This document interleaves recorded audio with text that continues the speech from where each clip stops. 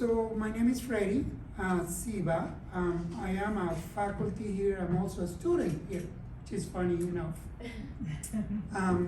So this work, I kind of, when I was invited to do this presentation, I say, look, how can I make a difference? How can I put a seed so everybody here think about some of the implications of this technology, which has been going really fast. So if nothing else, I want you to walk away with two things here. One, be mindful of AI detection. And two, be mindful of what vendor you choose. And I'm gonna unpack that. So again, I'm a faculty here. I've been teaching for 8 years so far at the School of Nursing and Health Professions. I am the intersection of technology and healthcare. Very happy to be there. My background is in technology, is in business. So I'm come to academia later in my life.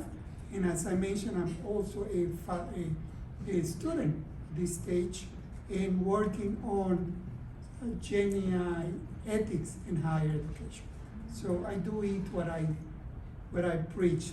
And I'm very involved in doing a lot of service, and I'm very privileged to be part of some of the teams that are represented here. So we have some high level, what is AI, which I'm not gonna touch on it. I did put it there, just in case we have a level playing field. But you know, AI is all these things, is this technology that's going very fast. It is a 2-year-old technology, so let me just, although there is a long history of AI, this is a brand new technology which we as a society need to kind of figure it out. This is new. So this is good, but also we gotta be very careful. It's one of the technologies that has grown the fastest. Having spent all my life here in technology in Silicon Valley, I've never seen something like this. So this is something to reckon.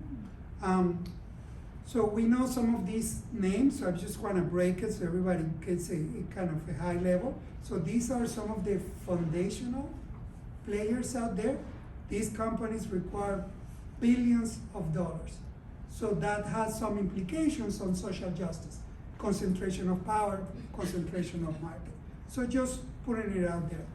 So a lot of faculty, and this is where I spend a lot of my time, and a lot of executives in private industry think, oh, this is a fad, it's gonna go away. Well, guess what? It's not gonna go away. There's billions of dollars going to this, and there's a massive ecosystem. Each one of these boxes is a vertical, it's a bunch of companies fully funded with smart people going after specific application of this technology. Just to make it a little more complex, there is more companies, and you can pick the verticals, and vertical is a specific industry. Where is education? What education? Is it higher ed? Is it K-12? So there's a lot of bright minds going after this. So the sad thing is, and I want you to keep that in mind, is it's a brand new technology. So now we're talking about a product that is not already well baked. And as somebody who has built and been in startups many times, I know how it works. So we need to, go really fast and learn as we build the technology. So that's what's going on out there. It is going. So how are people using it? And my colleague Virginia touched on it, which is, a lot of people are using this for the things we hate. And some of you were talking about this. Well, I don't want to be on the phone 1 hour calling. Well, GPT is a good thing. Anytime you get stuck, to ask questions, that's pretty good. But a lot of us are using it for content creation, for editing.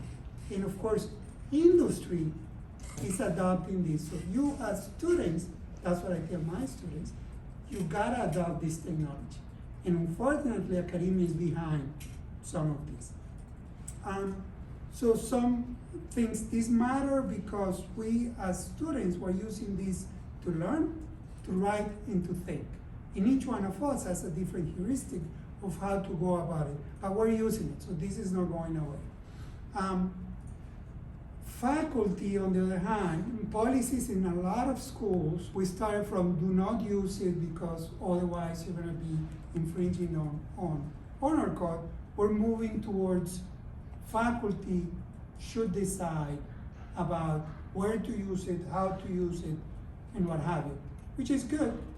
But now the problem with that is a lot of faculty still haven't, or educators, let's call them, fully embrace it because the technology is going fast, because there is some real issues which include plagiarism, academic integrity, and de-skilling.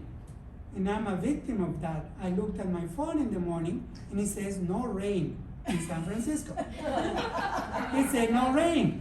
So there I am, landing here, and it's pouring. So over-rely on technology. So it happens to all of us.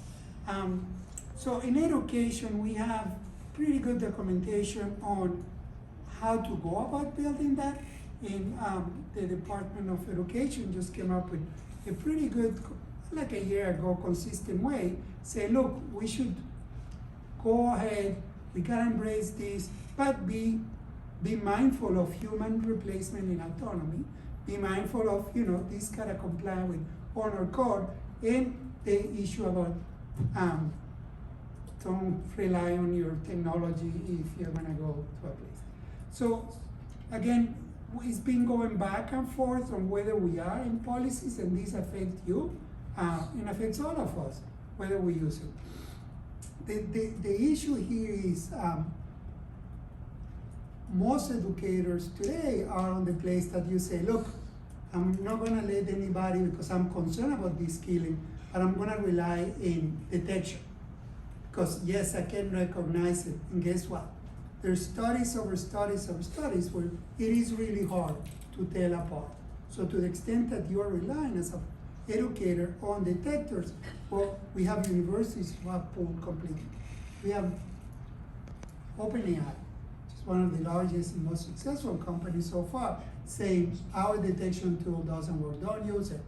So now we have educators on one hand saying, I wanna basically keep it away, but students are using it because it's a tool that works, helps them, they can use it anytime, and it has a lot of, it's beyond all the challenges that it has. So we have more numbers here. Some of the tools that are most, used out there has a lot of what's called false positive and false negative. So we don't have time to go over that. These are some of the key players in the industry. On the right, they all have something in common, which is we're punishing, we're flagging some individuals. And guess who are those individuals that we're flagging the most? Individuals which usually are marginalized. People who happen to have accents like mine get punished. People whose parents didn't go to school. If you have a different type of English from the US, from who knows where, is gonna basically flag you. So now you have a faculty and educator struggling with a detector that says this person broke honor code, but using a tool that doesn't work. So there's a lot of, so that's one piece, which is what I told you. So the detection tools are not working, so we gotta be mindful. On the other hand is, okay, whose tool is there? And who do I buy the product? And you guys talk about environment now. Well, I'm very mindful of what I buy. My little contribution is I have control. I can vote with my wallet. So I make sure that I buy products that, to the extent that I can, align with my social thinking, my values, and what have you. So what we find, if you map out some of these, and again, I'm not pointing anything to anybody, I did this little exercise. I say, okay, show me one of the largest foundational players and tell me how they are linked. Because again, 2-year-old technology, no policies, industry is leading policy. So the issue with that is, their bottom line is, maximize profits, be socially responsible, but it's a difficult thing. So if you map out some of these large, big techs, as they're called, well, you see that, people might have some biases there. So again, for educators, this creates all kind of issues, and for users, all of us as users, it creates issues of where do I buy my product with, and what do I use it for? So the question that I ask myself, and I encourage you, is beyond being an effective tool, be mindful tool is, can I choose wisely the tool that I'm doing? And there are ways that these tools could be used. Well, I'm not gonna spend a lot of time on it, but there is ways as educators to use this tool in a compliant way. The other thing is disclosure. We gotta be comfortable with saying, look, we cite books, we cite magazines. Why shouldn't we be citing that we use a Gen AI, or we're using Grammarly, or we're using all of that? Why not? It's just a tool. I'm using a calculator. Ooh, a spreadsheet. Ooh. So we're gonna get there. The question is how and when, and to the extent that we can make it easy. So we need to encourage AI literacy, and my colleague Virginia touched on it. We all need to use this tool. And again, I'm a technologist, so I'm biased. And I was first one saying it. I do believe, because the marketplace needs this. And you gotta be mindful how you use it, and you gotta use it as a tool to increase your critical thinking, to be mindful. So some of the recommendations for some of us who are educators is, engage with students. They know, they're ahead of faculty. This technology came from, usually these massive technologies come from government or academia, like the internet, or this one came from the private sector. Guess what? We, academia, we need to catch up. And it has many, many, many implications. So again, for educators, we gotta be very mindful about how we engage it, and mindful of algorithm bias. See, that's why AI detections ping me all the time. I use it. So concluding thoughts, and I wanna keep it within. So as faculty, so students, humble opinion, you guys gotta use it. Marketplace is using it. You gotta be mindful. This is not a general purpose technology. This is a technology that could be applied very specific. In the area where I teach, which is healthcare, there are areas that you say, do use it, i.e., to save time for doctors to get back to you, to do the summaries. There's a lot of areas. Do I want my endoscopy be done with this? Maybe not. So the way highly regulated industries are doing is like, let me choose where this thing works today, with all the hallucination issues, with all the biases issue, and figure out and go from there, learn, let the technology evolve, and then go deeper on. And then these are the two thoughts that in the beginning, and hopefully I made my case, is, be mindful, as educators, to use this tool because it's biased.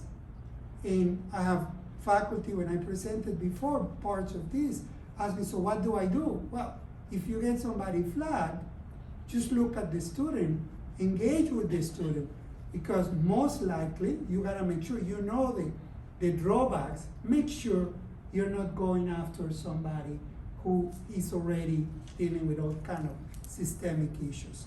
And the other one is, as consumers, that we are all consumers, just be very mindful of which tool you use it, because they're open source, and my colleague is gonna talk about more of that. You can choose where you buy, similar that you choose where you buy your food, to the extent we can, or your shoes or your pens, with companies that align with your thinking, with your values. Will encourage you to be a little more critical on it, and just make sure that the companies and the products that you're supporting are aligned with your values of social justice and equity.